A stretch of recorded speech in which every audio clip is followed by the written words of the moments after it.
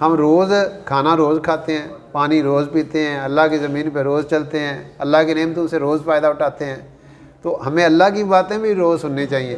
جیسے یہ ہمارے جسم کی خوراک ہے نا، ہم ایک دن کھانا نہ کھائیں تو ہماری کیا حالت ہوتی ہے۔ اگر ہم روح کی بھی غذا ہے، آج ہماری جو روح نہیں مائل ہوتی اللہ کی طرف، نمازوں کی طرف، قرآن کی طرف، فضول چیزوں کی طرف ہمارا بڑا دل کرتا ہے، وجہ یہ کہ ہماری روح بیمار ہے۔ اب صحت مند بندہ اس کو ہر چیز اچھی لگتی ہے، اور بندہ بیمار ہو جائے تو اس کو بڑی لذیذ چیز وہ ککڑ بھی ہوئے تھے لایا پنا میرا نہیں دل کرتا پہ، ٹھیک ہے نا۔ بالکل ایسے ہی جب روح بیمار ہوتی ہے پھر اس کا ان چیزوں۔ اچھا ایک اور آپ کو بات بتائیں، جو جسم ہے نا یہ مٹی سے بنا ہے اور روح آسمانی چیز ہے۔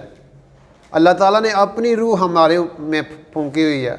یا سلونا کن روح قل الروح من امر ربی، یہ آپ سے روح کے بارے میں پوچھتے ہیں، آپ ان کو بتائیں کہ یہ امر ربی ہے، اللہ کا امر ہے، یعنی اللہ تعالیٰ نے ہمارے اندر اپنی روح پھونکی ہوئی ہے۔